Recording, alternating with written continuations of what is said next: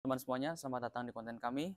Bersama saya Akbar, Dan saya Randy, di balik sebuah cerita. cerita. Oke, untuk teman-teman semuanya yang baru bergabung, bisa like, share, komen, dan subscribe channel kami, agar channel kami bisa lebih berkembang dan lebih maju lagi. Dan jangan lupa nyalakan loncengnya di sini. Agar teman-teman semuanya bisa mendapatkan cerita terbaru dan konten terbaru dari kami. Dan jangan lupa juga tulis komentar di bawah ya. Komentar. Mungkin teman-teman ada cerita atau kisah-kisah mistis horor dan cerita lainnya yang bisa kami ceritakan di sini, tulis di komentar. Dan kalaupun teman-teman semuanya ada yang tahu tempat angker atau bangunan kosong lainnya, boleh juga tuh lokasi dan titiknya tuh tulisin di komentar. Karena saya dan Bang Randy akan ada sesi di mana kita akan melakukan explore, penelusuran ya. Iya, penelusuran di bangunan atau rumah tersebut. Dilansir dari Detik News yang berjudul Teror Horor di Rumah Warga di Kabupaten Cianjur. Di sini menceritakan awal pekan ini masyarakat digegerkan dengan munculnya teror horor atau gangguan mistis di salah satu rumah warga Kampung Citenggor, Kecamatan Naringgul, Kabupaten Cianjur, Jawa Barat. Percaya nggak percaya? Ya nih, 47 tahun dan keluarganya banyak mengalami kisah mistis, kejadian aneh ya, dari melihat sekelebat bayangan hingga aktivitas poltergeist. Nah, poltergeist itu apa, Bang? Poltergeist itu yang saya tahu itu dalam bahasa paranormal itu benda-benda yang berpindah dari satu tempat ke tempat lainnya tanpa diketahui energi apa yang ada di dalamnya. Terbang berarti ya? Berpindahnya itu terbang ya? Pindah, Bang. Pindah. Pindah-pindah tempat. Tidak mau gangguan tersebut berlarut-larut, akhirnya kepala desa Sukabakti yang bernama Tatang memanggil 10 ustadz sekaligus. 10 ustadz, Bang. 10 ustadz, bayangin. Set. Ini nggak kebayang ini makhluk harusnya tuh berwujud apa nih? Iblis, jin kah? Tapi ini tuh 10 ustadz setannya yang banyak, apa satu aja dia kuat banget nih? Bisa jadi, mungkin dari kalangan jinnya, jin iblis apa gimana mungkin ya? Iblis ya, bisa jadi tuh. Karena kuat banget ini kayaknya. Sampai 10 ustadz. Dari dipanggilnya 10 ustadz tersebut, ini guna untuk menetralisir dengan doa, zikir, bersolawat, guna untuk mengusir makhluk-makhluk gaib tersebut yang merasakan penghuni rumah dan mengundang rasa penasaran masyarakat, sehingga tak hanya para ustadz, puluhan warga pun bergotong royong ya, ikut berdoa menyaksikan dari luar rumah sambil berdoa bareng mungkin ya. Ustadz Asep Rohman mengatakan kegiatan doa zikir selawat bersama di rumah Yani ini tidak lain untuk bermunajat agar dimudahkan mengusir jin dan yang mengganggu penghuni rumah dan meresahkan warga. Insya Allah setelah beres pengajian tersebut itu nggak ada gangguan lagi ya. Tapi emang kalau misalkan kita banyak doa itu mendekatkan diri kepada Allah tuh nggak akan ada lagi nih gangguan-gangguan. Iya, karena nggak ada yang lebih tinggi lagi, nggak ada yang lebih baik lagi itu selain ilmu dari Allah. Ustadz Asep mengimbau warga untuk lebih mendekatkan diri pada Sang Pencipta dan memperbanyak membaca Al-Quran. Tak lupa juga berdoa guna menjauhkan keluarga dari gangguan makhluk gaib. Gangguan yang terjadi tidak lain dan tidak bukan itu merusak akidah manusia supaya keluar dari ajaran agama Islam. Nah, makanya itu kita harus diperkuat iman biar bisa mendekatkan diri lagi dengan Allah gitu.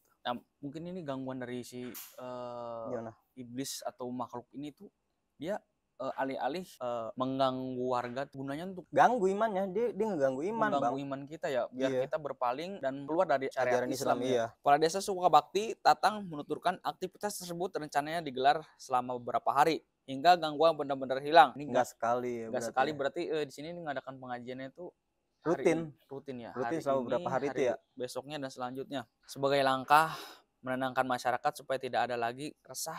Kita percaya ya, emang ada hal gaib. Ada hal gaib gitu. Tapi kita juga harus percaya gitu, berpikir positif, harus bahwa positif thinkingnya gitu. Emang nggak bakal ada lagi yang ngalahin ilmu selain dari ilmu Allah gitu. Ya, nggak mungkin. Ini ilmu-ilmu setan begini kayaknya bakalan kalah banget ini sama ilmu Allah, Bang ya. Ya. Karena di sini mengatakan bahwa Yani mengaku setelah diadakannya pengajian ini gangguan dari makhluk gaib itu nggak ada. Dari itu malam hari sampai pagi harinya itu nggak ada. Karena di sini itu Yani tuh si penghuni tersebut tuh merasa terganggu dari awal dia tinggal di situ. Yang lebih resahnya lagi itu dia mempunyai anak. Ya, iya. Ketakutannya itu makin menjadi ketika ya memang dia punya anak, diganggu makhluk gaib, sama dia udah punya anak. Dia itu sebenarnya nggak pernah masalahin itu ya, kalau misalkan dia cuma dia khawatir sama anaknya. Ya namanya orang tua gitu ya. Takut terjadi apa-apa gitu sama anak. Nah, awal mula kejadian tersebut ini terjadi itu berupa meja kursi terbang. Oh, ini terbang kursi aja gimana ya? Itu bang yang tadi disebutin itu, yang poltergeist itu. Jadi emang banyak meja kursi terbang, lumayan berat juga ini dia nih. Setan-setan ini ilmunya lebih tinggi kayaknya dari setan-setan lainnya. Makanya sampai 10 ustadz itu loh yang Iya. ngebantu 10 doa. ustadz, bayangin 10 ustadz itu sebagai penetralisir dari gangguan si iblis tersebut. Karena semakin hari gangguan tersebut tuh makin menakutkan. Meja dan kursi yang semulanya hanya bergeser beberapa kali terbang dan terbanting, bahkan kaki meja sampai rusak dan patah. Sampai patah loh. Ini terjadinya tuh gimana ya? Udah jadi gangguan nyata bang ini Gangguan bang. nyata ya. Kalau misalkan hanya sekelebatan, aroma atau bau-bauan yang gimana itu kayak udah biasa aja. Biasa Tapi ini aja. udah sampai ngerusak material dari barang-barang rumah itu kayak udah parah banget sih itu. Udah bisa nyentuh-nyentuh kayak gitu ya. Ilmunya tuh parah banget paling. Sampai terbang-terbang Terbang-terbang ini. kursi. Tidak hanya malam hari, gangguan ini berlangsung siang hari. Tuh, dia keluar siang juga. Siang juga bang. Ini shift 1, shift 2 berarti. Ada nih dia nih. Keluarnya shift 1, shift 2 dia keluar bang. Awalnya gerak sendiri, bergeser, tempat terbang, terbanting. Makanya ada yang rusak. Nah ini sama saudaranya tuh dibenerin. Diikat sama kawat sampai dipaku, dipantek ya. Oh dia lilitin ke kawat gitu biar nggak geser-geser lagi. Biar nggak terbang lagi. Bisa begitu ya, dia biar nggak kali aja kalau misalnya digituin nggak bakalan keangkat lagi gitu. Iya. Hal mistis yang meneror Yani dan keluarganya ini memang tak pernah menampakkan wujud, tapi sekali ada aja gitu sekelabatan yang lewat di ruang tamu atau enggak di kamar. Nah ini kalau kelebatan doang gitu sih masih mending gitu ya. Mending. Namanya yang keapesan makhluk tersebut itu kadang ada aja. Kadang kita lagi di mana tiba-tiba sekelebatan, itu sih udah kayak biasa banget. Ini tapi kalau udah sampai ngerusak material bangku meja sampai patah gitu sih Nyata parah banget banget ya. Tapi bang nih, kalau katanya kalau ke orang dewasa itu nggak pernah ngeliatin langsung.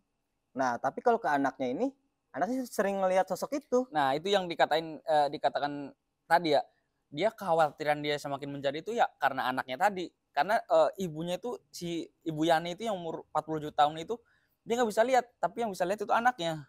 Makanya di sini menceritakan anaknya itu tahu makhluk gaib itu datang dan diam di kamar, kadang di ruang tamu. Sering lihat berarti ini anaknya ya? Sering, makanya dia sadar kalau si makhluk tersebut itu ada di kamar, kadang ada di ruang tamu. Mak Jujun, 67 tahun, Ibu Yani. Nah ini pernah mengalami gangguan di rumah tersebut. Mak Jujun yang sedang masak dibuat kaget dan merinding sebab api tungku tiba-tiba mati.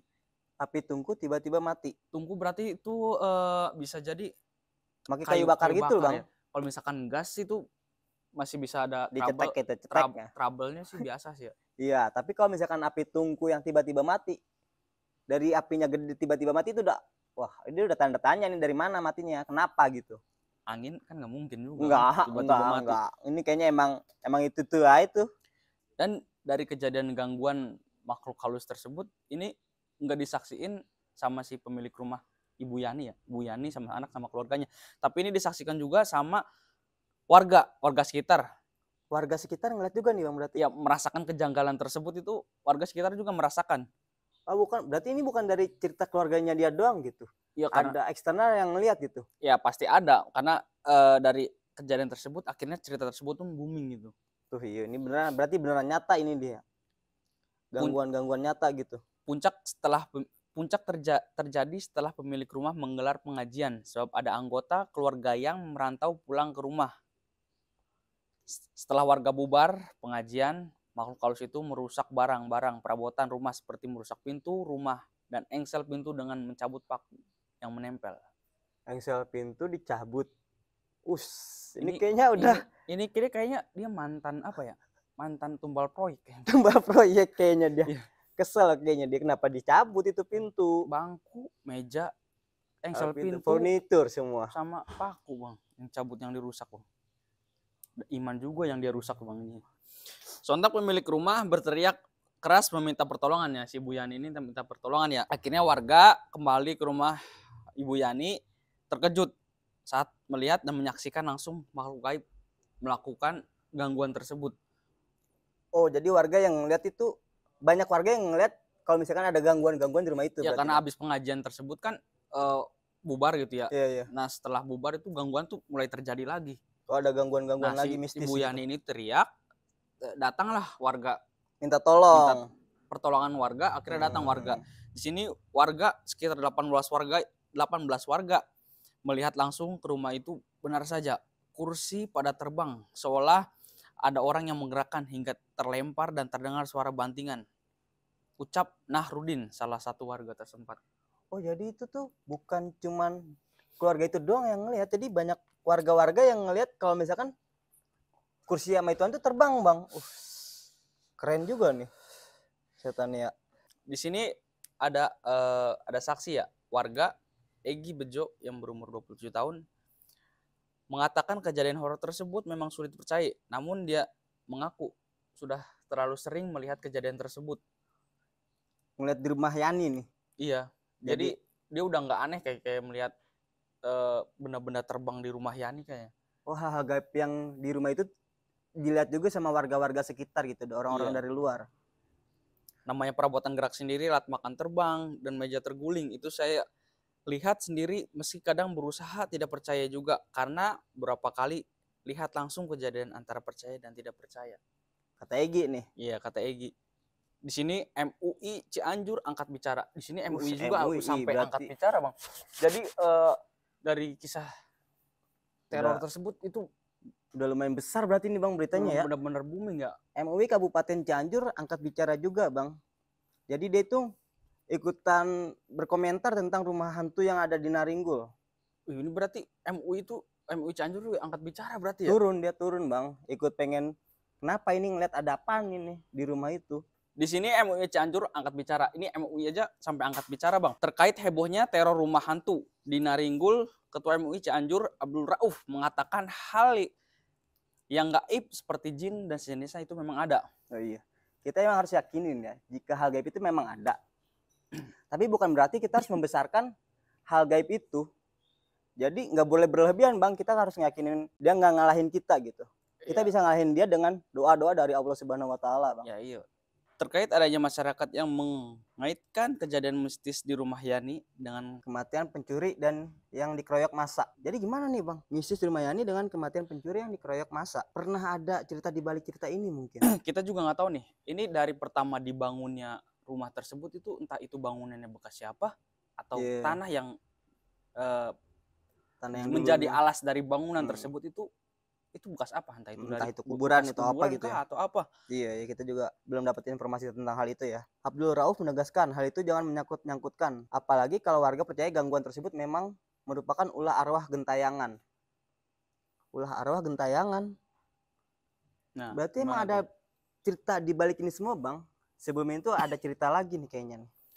Kita harus cari tahu lagi sih nih. Iya, kita belum dapat informasi nih. Yang meninggal itu sudah putus hubungan dengan dunia. Tidak ada yang namanya arwah gentayangan. Jangan sampai mempercayai hal itu. Jin dan setan itu bisa menyerupai siapa saja. Lebih baik doakan almarhum dan memperbanyak salawat serta doa agar dihindarkan dari ulah jin atau setan iblis. Oke, kesimpulan dari cerita yang baru kita bacain ini apa, Bang? Sedikit aja lah. Apa ya, kalau misalnya dari gue nih, Bang ya, kalau hal-hal gaib itu emang ada gitu, Bang. Kita harus meyakini kalau dunia dia itu memang ada di sekitaran kita. Cuman memang kita nggak bisa menyentuh mereka dan mereka itu harusnya nggak bisa bersinggungan dengan kita gitu. Ya nggak bisa dipungkiri juga sih. Mereka bisa lihat kita.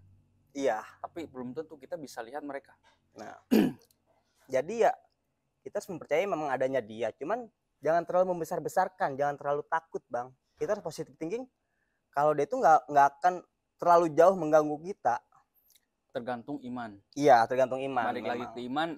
Di sini dari cerita tersebut itu menggambarkan nyata bahwa kita harus mendekatkan diri kepada Allah Subhanahu wa Ta'ala, memperbanyak zikir, membaca Al-Quran agar diri kita itu dibentengi dan dilindungi pure ya dengan ilmunya Allah gitu. Berarti harus menguatkan iman gitu, mendekatkan diri kepada Allah Subhanahu wa Ta'ala. Kita jangan sampai takut, Bang, karena kita juga bakal bikin video explore rumah angker, bangunan kosong, Bang. Masa kita takut, Bang? Penelusuran kita nih, Bang. Iya, iman jangan sampai takut, Bang. Kita harus mendekatkan diri kepada Allah biar kita makin kuat lagi buat nyari-nyari. Bukan nyari sih, berarti kita apa ya itu? Kita sih explore ya. Explore aja gitu. Menceritakan tempat yang benar-benar angker atau ngerasain horror gitu ya. Oke, itu dia cerita yang telah kita bacakan yang dilansir dari Detik News yang berjudul Teror Horor di Rumah Warga Cianjur ya. Oke, teman-teman semuanya, jangan lupa like, share, komen, dan subscribe. Dan juga apa? Jangan lupa tekan loncengnya agar teman-teman semua bisa mendapatkan konten terbaru dan cerita terbaru dari kami. Sekian dari saya Akbar. dan saya Randy. Wassalam.